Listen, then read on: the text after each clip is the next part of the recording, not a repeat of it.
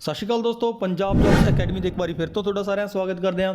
ਤੁਹਾਨੂੰ ਸਾਰਿਆਂ ਨੂੰ ਪਤਾ ਹੈ ਕਿ ਆਪਾਂ ਇੱਕ ਸੀਰੀਜ਼ ਸ਼ੁਰੂ ਕੀਤੀ ਸੀ ਜਿਹਦੇ ਥਰੂ ਆਪਾਂ ਪੰਜਾਬੀ ਭਾਸ਼ਾ ਦੇ ਕੁਆਲੀਫਾਈਂਗ ਪੇਪਰ ਨੂੰ ਟਾਰਗੇਟ ਕਰਕੇ ਚੱਲ ਰਹੇ ਸੀ। ਅੱਜ ਆਪਾਂ ਜਿਸ ਟੌਪਿਕ 'ਤੇ ਗੱਲ ਕਰਨੀ ਹੈ ਉਹ ਹੈ ਸ਼੍ਰੀ ਗੁਰੂ ਅਰਜਨ ਦੇਵ ਜੀ ਦੀ ਜੀਵਨੀ। ਸਾਡੇ ਪੰਜਵੇਂ ਗੁਰੂ ਸਾਹਿਬ ਸ਼੍ਰੀ ਗੁਰੂ ਅਰਜਨ ਦੇਵ ਜੀ ਦੇ ਜੀਵਨ ਬਾਰੇ ਜਿੰਨੇ ਵੀ ਕੁਐਸਚਨਸ ਬਣ ਸਕਦੇ ਨੇ ਆਪਾਂ ਦੇਖਾਂਗੇ। ਕੁਐਸਚਨਸ ਦੇ ਥਰੂ ਇਹਨਾਂ ਦੀ ਜੀਵਨੀ ਅੱਜ ਆਪਾਂ ਕਵਰ ਕਰਨੀ ਹੈ। ਚੱਲਦੇ ਹਾਂ ਪਹਿਲੇ ਕੁਐਸਚਨ ਦੇ ਵੱਲ। ਆਪਾਂ ਪਹਿਲਾ ਕੁਐਸਚਨ ਆਪਣੇ ਕੋਲੇ ਸ਼੍ਰੀ ਗੁਰੂ ਅਰਜਨ ਦੇਵ ਜੀ ਦਾ ਜਨਮ ਕਦੋਂ ਹੋਇਆ ਸੀ? 1553, 1563, 1543 ਜਾਂ 1557? ਤਾਂ 1563 ਦੇ ਵਿੱਚ 15 ਅਪ੍ਰੈਲ 1563 ਨੂੰ ਸਾਡੇ ਪੰਜਵੇਂ ਗੁਰੂ ਸਾਹਿਬ ਸ਼੍ਰੀ ਗੁਰੂ ਅਰਜਨ ਦੇਵ ਜੀ ਦਾ ਜਨਮ ਗੋਇੰਦਵਾਲ ਸਾਹਿਬ ਵਿਖੇ ਹੋਇਆ ਸੀ। ਇਹਨਾਂ ਦੇ ਪਿਤਾ ਦਾ ਨਾਮ ਗੁਰੂ ਰਾਮਦਾਸ ਜੀ ਅਤੇ ਮਾਤਾ ਦਾ ਨਾਮ ਬੀਬੀ ਭਾਨੀ ਜੀ ਸੀ। ਮਤਲਬ ਕਿ ਸਾਡੇ ਚੌਥੇ ਗੁਰੂ ਸਾਹਿਬ ਸ਼੍ਰੀ ਗੁਰੂ ਰਾਮਦਾਸ ਜੀ ਦੇ ਸਭ ਤੋਂ ਛੋਟੇ ਪੁੱਤਰ ਸੀ ਗੁਰੂ ਅਰਜਨ ਦੇਵ ਜੀ। ਇਹਨਾਂ ਦੇ ਦੋ ਵੱਡੇ ਭਰਾ ਬਾਬਾ ਪ੍ਰਿਥੀ ਚੰਦ ਅਤੇ ਮਹਾਦੇਵ ਸਨ। ਠੀਕ ਹੈ ਜੀ। ਇਹ ਚੌਥੇ ਗੁਰੂ ਸ਼੍ਰੀ ਗੁਰੂ ਰਾਮਦਾਸ ਜੀ ਦੇ ਤਾਂ ਬੇਟੇ ਸਨ, ਪਰ ਨਾਲ ਹੀ ਸਾਡੇ ਤੀਸਰੇ ਗੁਰੂ ਸ਼੍ਰੀ ਗੁਰੂ ਅਮਰਦਾਸ ਜੀ ਦੇ ਦੋਤੇ ਵੀ ਸਨ, ਕਿਉਂਕਿ ਬੀਬੀ ਭਾਨੀ ਸਾਡੇ ਤੀਸਰੇ ਗੁਰੂ ਅਮਰਦਾਸ ਜੀ ਦੀ ਵੱਡੀ ਪੁੱਤਰੀ ਸਨ। ਚੱਲਦੇ ਹਾਂ ਦੂਸਰੇ ਕੁਐਸਚਨ ਵੱਲ। ਗੁਰੂ ਅਰਜਨ ਦੇਵ ਜੀ ਬਾਰੇ ਕਿਸ ਨੇ ਭਵਿੱਖਬਾਣੀ ਕੀਤੀ ਸੀ ਕਿ ਉਹ ਆਦਿ ਗ੍ਰੰਥ ਦੀ ਰਚਨਾ ਕਰਨਗੇ? ਸਾਡੇ ਤੀਸਰੇ ਗੁਰੂ ਸਾਹਿਬ ਸ਼੍ਰੀ ਗੁਰੂ ਅਮਰਦਾਸ ਜੀ ਨੇ ਬਚਪਨ ਦੇ ਵਿੱਚ ਹੀ ਭਵਿੱਖਬਾਣੀ ਕਰਤੀ ਸੀ ਕਿ ਵੱਡੇ ਹੋ ਕੇ ਇਹ ਆਦਿ ਗ੍ਰੰਥ ਦੀ ਰਚਨਾ ਕਰਨਗੇ। ਉਹ ਇੱਕ ਵਾਰ ਖੇਡਦੇ ਖੇਡਦੇ ਗੋਡਿਆਂ ਭਾਰ ਰੁੜ ਕੇ ਗੁਰੂ ਅਰਜਨ ਦੇਵ ਜੀ ਆਪਣੇ ਆਪਣੇ ਨਾਨਾ ਜੀ ਦੀ ਗੋਦੀ ਵਿੱਚ ਆ ਕੇ ਗਿਰ ਗਏ। ਤਾਂ ਉਸ ਸਮੇਂ 'ਤੇ ਗੁਰੂ ਅਮਰਦਾਸ ਜੀ ਨੇ ਭਵਿੱਖਬਾਣੀ ਕੀਤੀ ਸੀ। ਉਹਨਾਂ ਨੇ ਕਿਹਾ ਸੀ ਦੋਹਤਾ ਬਾਣੀ ਕਾ ਬੋਹਿਤਾ, ਮਤਲਬ ਉਹਨਾਂ ਨੇ ਕਿਹਾ ਸੀ ਕਿ ਮੇਰਾ ਦੋਹਤਾ ਵੱਡਾ ਹੋ ਕੇ ਇੱਕ ਗ੍ਰੰਥ ਰਚ ਕੇ ਮਤਲਬ ਇਸ ਤਰ੍ਹਾਂ ਦੇ ਗ੍ਰੰਥ ਦੀ ਰਚਨਾ ਕਰੇਗਾ ਜਿਹੜਾ ਵਿਸ਼ਵ ਸਨਮਾਨਿਤ ਹੋਏਗਾ। ਠੀਕ ਹੈ ਜੀ। ਤਾਂ ਇਸ ਲਈ ਉਹਨਾਂ ਦੀ ਜਿਹੜੀ ਭਵਿੱਖਬਾਣੀ ਸੀ ਇਹ ਸੱਚ ਵੀ ਹੋਈ। ਜਿਸ ਟਾਈਮ 1604 ਈਸਵੀ ਦੇ ਵਿੱਚ ਗੁਰੂ ਅਰਜਨ ਦੇਵ ਜੀ ਨੇ ਆਦਿ ਗ੍ਰੰਥ ਦਾ ਸੰਕਲਨ ਸੰਪੂਰਨ ਕਰਵਾਇਆ। ਗੁਰੂ ਅਰਜਨ ਦੇਵ ਜੀ ਨੇ ਗੁਰਮੁਖੀ ਲਿਪੀ ਕਿਸ ਕੋਲੋਂ ਸਿੱਖੀ ਸੀ? ਗੁਰੂ ਨਾਨਕ ਦੇਵ ਜੀ, ਗੁਰੂ ਰਾਮਦਾਸ ਜੀ, ਗੁਰੂ ਅਮਰਦਾਸ ਜੀ ਜਾਂ ਬਾਬਾ ਬੁੱਢਾ ਜੀ ਕੋਲੋਂ? ਤਾਂ ਬਾਬਾ ਬੁੱਢਾ ਜੀ ਕੋਲੋਂ ਗੁਰੂ ਅਰਜਨ ਦੇਵ ਜੀ ਨੇ ਗੁਰਮੁਖੀ ਲਿਪੀ ਸਿੱਖੀ ਸੀ। ਗੁਰੂ ਅਰਜਨ ਦੇਵ ਜੀ ਦਾ ਵਿਆਹ ਕਦੋਂ ਕੀਤਾ ਗਿਆ ਸੀ? 1581, 1579, 1583 ਜਾਂ 1574?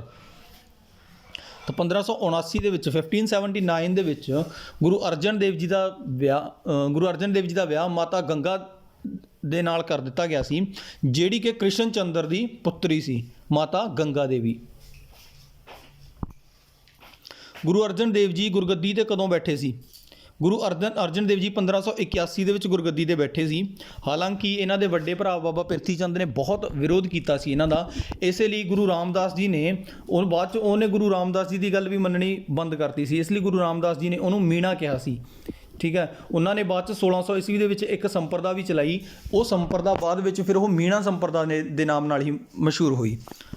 ਤਾਂ 1581 ਦੇ ਵਿੱਚ ਗੁਰੂ ਅਰਜਨ ਦੇਵ ਜੀ ਗੁਰਗੱਦੀ 'ਤੇ ਬੈਠੇ ਸੀ। 1581 ਤੋਂ 1606 ਈਸਵੀ ਤੱਕ ਗੁਰਗੱਦੀ 'ਤੇ ਰਹੇ। ਅਕਬਰ ਗੁਰੂ ਅਰਜਨ ਦੇਵ ਜੀ ਦੇ ਟਾਈਮ 'ਤੇ ਵੀ ਇਹਨਾਂ ਦਾ ਵੀ ਸਮਕਾਲੀ ਰਿਹਾ। ਤਿੰਨ ਗੁਰੂ ਸਾਹਿਬ ਦਾ ਸਮਕਾਲੀ ਰਿਹਾ ਅਕਬਰ ਸਮਰਾਟ, ਮਤਲਬ ਮਹਾਰਾਜਾ ਅਕਬਰ। ਮੀਣਾ ਸੰਪਰਦਾਇ ਦੀ ਸਥਾਪਨਾ ਕਿਸ ਨੇ ਕੀਤੀ ਸੀ? ਬਾਬਾ ਪ੍ਰਿਥੀ ਚੰਦ ਨੇ 1600 ਈਸਵੀ ਦੇ ਵਿੱਚ ਮੀਣਾ ਸੰਪਰਦਾ ਦੀ ਸਥਾਪਨਾ ਕੀਤੀ ਸੀ। ਮਤਲਬ ਉਹਨੇ ਇੱਕ ਆਪਣਾ ਅਲੱਗ ਤੋਂ ਇੱਕ ਸੰਪਰਦਾਇ ਬਣਾ ਲਈ ਸੀ। ਉਹ ਸੰਪਰਦਾਇ ਮੀਣਾ ਸੰਪਰਦਾਇ ਦੇ ਨਾਮ ਨਾਲ ਮਸ਼ਹੂਰ ਹੋਈ। ਗੁਰੂ ਅਰਜਨ ਦੇਵ ਜੀ ਨੇ ਆਦਿ ਗ੍ਰੰਥ ਸਾਹਿਬ ਦਾ ਸੰਕਲਨ ਕਦੋਂ ਕਰਵਾਇਆ ਸੀ? ਤਾਂ ਗੁਰੂ ਅਰਜਨ ਦੇਵ ਜੀ ਨੇ 1604 ਈਸਵੀ ਦੇ ਵਿੱਚ ਆਦਿ ਗ੍ਰੰਥ ਸਾਹਿਬ ਦਾ ਸੰਕਲਨ ਕਰਵਾਇਆ ਸੀ। ਆਦਿ ਗ੍ਰੰਥ ਦਾ ਸੰਕਲਨ ਗੁਰੂ ਅਰਜਨ ਦੇਵ ਜੀ ਨੇ ਭਾਈ ਗੁਰਦਾਸ ਭੱਲਾ ਕੋਲੋਂ ਕਰਵਾਇਆ ਸੀ। ਗੁਰਦਾਸ ਭੱਲਾ ਜੀ ਕੌਣ ਸਨ? ਇਹ ਸਾਡੇ ਤੀਸਰੇ ਗੁਰੂ ਸ਼੍ਰੀ ਗੁਰੂ ਅਮਰਦਾਸ ਜੀ ਦੇ ਭਤੀਜੇ ਸਨ, ਭਾਈ ਗੁਰਦਾਸ ਜੀ। ਜਿਹੜੀ ਇਸ ਟਾਈਮ ਸਾਡੇ ਕੋਲ ਗੁਰੂ ਗ੍ਰੰਥ ਸਾਹਿਬ ਦਾ ਸਰੂਪ ਜਿਹੜਾ ਇਸ ਟਾਈਮ ਹੈ ਉਹਦੇ ਵਿੱਚ 6 ਸਿੱਖ ਗੁਰੂ ਸਾਹਿਬਾਨ ਦੀ ਬਾਣੀ ਦਰਜ ਕੀਤੀ ਗਈ ਹੈ। 6ਵੇਂ ਮਤਲਬ ਪਹਿਲੇ 5 ਗੁਰੂ ਸਾਹਿਬ ਅਤੇ 9ਵੇਂ ਗੁਰੂ ਸ਼੍ਰੀ ਗੁਰੂ ਤੇਗ ਬਹਾਦਰ ਜੀ ਦੀ ਬਾਣੀ। ਸ਼੍ਰੀ ਗੁਰੂ ਤੇਗ ਬਹਾਦਰ ਜੀ ਦੀ ਬਾਣੀ ਨੂੰ ਗੁਰੂ ਗੋਬਿੰਦ ਸਿੰਘ ਜੀ ਨੇ ਭਾਈ ਮਨੀ ਸਿੰਘ ਕੋਲੋਂ ਦਰਜ ਕਰਵਾਇਆ ਸੀ, ਦਮਦਮਾ ਸਾਹਿਬ ਤਲਵੰਡੀ ਸਾਬੋ ਵਿਖੇ। ਠੀਕ ਹੈ ਜੀ। ਉਸ ਤੋਂ ਬਿਨਾਂ 15 ਭਗਤਾਂ, 11 ਭੱਟਾਂ ਅਤੇ 4 ਸਿੱਖਾਂ ਦੀ ਬਾਣੀ ਨੂੰ ਵੀ ਸ਼੍ਰੀ ਗੁਰੂ ਗ੍ਰੰਥ ਸਾਹਿਬ ਦੇ ਵਿੱਚ ਦਰਜ ਕੀਤਾ ਗਿਆ ਹੈ। ਸ਼੍ਰੀ ਗੁਰੂ ਗ੍ਰੰਥ ਸਾਹਿਬ ਦੇ ਵਿੱਚ 31 ਰਾਗਾਂ ਦੇ ਵਿੱਚ ਬਾਣੀ ਦਰਜ ਕੀਤੀ ਹੋਈ ਹੈ। ਮੈਂ ਇੱਕ ਸ਼ਾਰਟ ਵੀਡੀਓ ਤੁਹਾਨੂੰ ਹਰ ਵਾਰ ਰਿਕਮੈਂਡ ਕਰਦਾ ਹੁੰਦਾ, ਜਦੋਂ ਵੀ ਸ਼੍ਰੀ ਗੁਰੂ ਗ੍ਰੰਥ ਸਾਹਿਬ ਜੀ ਦੀ ਗੱਲ ਆਪਾਂ ਕਰਦੇ ਹਾਂ ਉਹ ਸ਼ਾਰਟ ਵੀਡੀਓ ਦੇਖ ਲਿਓ, ਤੁਹਾਡੇ ਸਾਰੇ ਕੁਐਸਚਨ ਸੋਲਵ ਹੋ ਜਾਣਗੇ ਉਹਦੇ ਵਿੱਚ ਹੀ। ਠੀਕ ਹੈ ਜੀ। ਭਾਈ ਗੁਰਦਾਸ ਜੀ ਨੇ ਰਚਨਾ ਕੀਤੀ ਸੀ। ਹਰਿਮੰਦਰ ਸਾਹਿਬ ਦਾ ਨੀਂਹ ਪੱਥਰ ਕਿਸ ਕੋਲੋਂ ਰਖਵਾਇਆ ਗਿਆ ਸੀ? ਤਾਂ ਗੁਰੂ ਅਰਜਨ ਦੇਵ ਜੀ ਨੇ 1588 ਈਸਵੀ ਦੇ ਵਿੱਚ ਸੂਫੀ ਸੰਤ ਮੀਆਂ ਮੀਰ ਕੋਲੋਂ, ਜਿਹੜੇ ਕਿ ਲਾਹੌਰ ਦੇ ਰਹਿਣ ਵਾਲੇ ਸੀ, ਇਹਨਾਂ ਕੋਲੋਂ ਹਰਿਮੰਦਰ ਸਾਹਿਬ ਦਾ ਨੀਂਹ ਪੱਥਰ ਰਖਵਾਇਆ ਸੀ। 1601 ਈਸਵੀ ਦੇ ਵਿੱਚ ਹਰਿਮੰਦਰ ਸਾਹਿਬ ਦਾ ਕੰਮ ਕੰਪਲੀਟ ਹੋ ਗਿਆ ਸੀ। ਹਰਿਮੰਦਰ ਸਾਹਿਬ ਦਾ ਨਿਰਮਾਣ ਆ ਉਹ ਅੰਮ੍ਰਿਤ ਸਰੋਵਰ ਦੇ ਵਿੱਚ ਕਰਵਾਇਆ ਗਿਆ ਸੀ।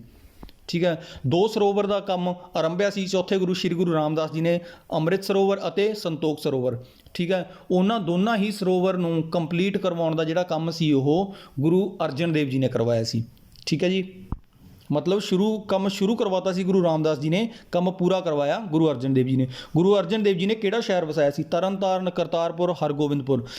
ਤੋ ਤਿੰਨੋਂ ਹੀ ਸ਼ਹਿਰ, ਸਭ ਤੋਂ ਪਹਿਲਾਂ ਤਰਨਤਾਰਨ ਵਸਾਇਆ, ਫਿਰ 1593 ਦੇ ਵਿੱਚ ਕਰਤਾਰਪੁਰ, 1595 ਦੇ ਵਿੱਚ ਹਰਗੋਬਿੰਦਪੁਰ। ਤਿੰਨੋਂ ਹੀ ਸ਼ਹਿਰ ਗੁਰੂ ਅਰਜਨ ਦੇਵ ਜੀ ਨੇ ਵਸਾਏ ਸੀ। ਇਸ ਤੋਂ ਬਿਨਾਂ ਇਹਨਾਂ ਨੇ ਲਾਹੌਰ ਵਿਖੇ ਇੱਕ ਬੌਲੀ ਦਾ ਨਿਰਮਾਣ ਵੀ ਕਰਵਾਇਆ ਸੀ।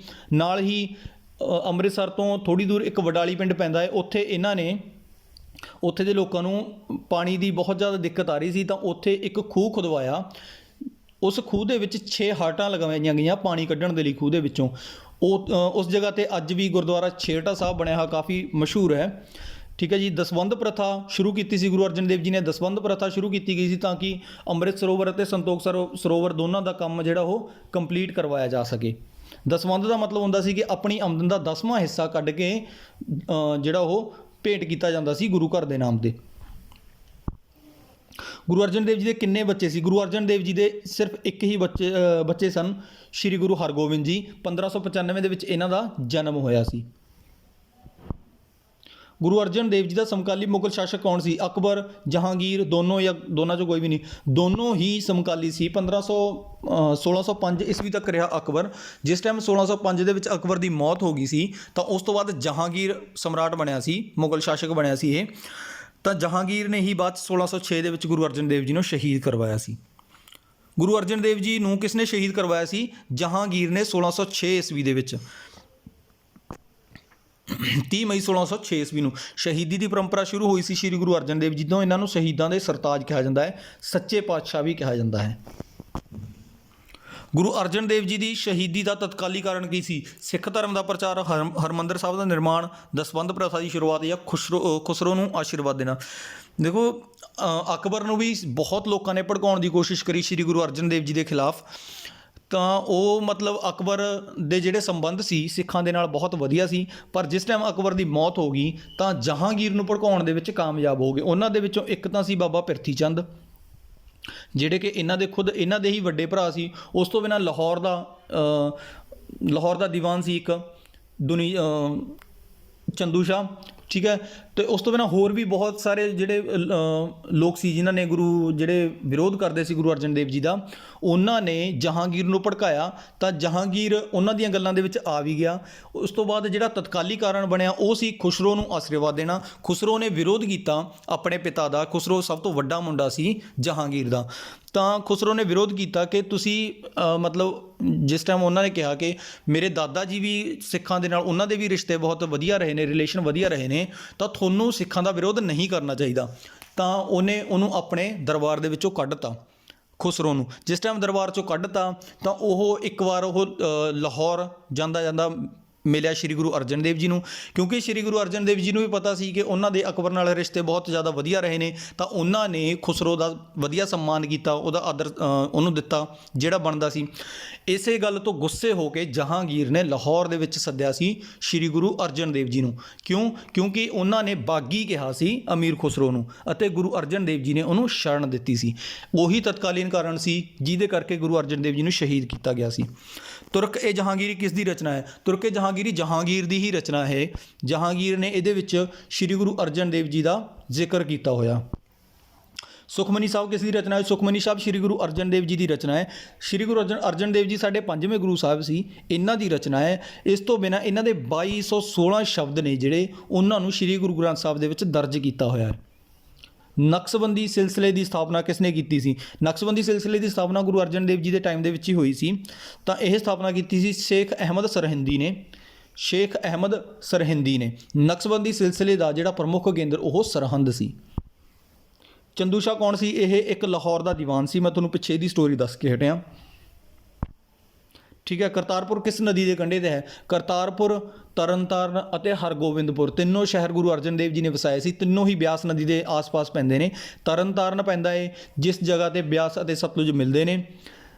ਕਰਤਾਰਪੁਰ ਪੈਂਦਾ ਹੈ ਬਿਆਸ ਅਤੇ ਸਤਲੁਜ ਦੇ ਵਿੱਚ ਵਿਚਾਲੇ ਜੇ, ਅਤੇ ਹਰਗੋਬਿੰਦਪੁਰ ਬਿਆਸ ਨਦੀ ਦੇ ਉੱਪਰ ਵਾਲੇ ਪਾਸੇ ਪੈਂਦਾ ਹੈ। ਠੀਕ ਹੈ ਦੋਸਤੋ, ਸ਼੍ਰੀ ਗੁਰੂ ਅਰਜਨ ਦੇਵ ਜੀ ਦੇ ਜੀਵਨ ਦੇ ਵਿੱਚੋਂ ਜਿਹੜੇ ਇੰਪੋਰਟੈਂਟ ਕੁਐਸਚਨ ਬਣਦੇ ਨੇ, ਜਿਹੜੇ ਕਿ ਅਕਸਰ ਪੇਪਰਾਂ ਦੇ ਵਿੱਚ ਪੁੱਛੇ ਜਾਂਦੇ ਨੇ, ਤੇ ਤੁਹਾਡੇ ਪੇਪਰ ਦੇ ਵਿੱਚ ਇਹਨਾਂ ਦੇ ਵਿੱਚੋਂ ਹੀ ਕੁਐਸਚਨ ਪੁੱਛੇ ਜਾਣ ਦੀ ਸੰਭਾਵਨਾ ਜ਼ਿਆਦਾ ਹੁੰਦੀ ਹੈ, ਉਹ ਆਪਾਂ ਅੱਜ ਦੀ ਵੀਡੀਓ ਦੇ ਵਿੱਚ ਦੇਖੇ ਨੇ।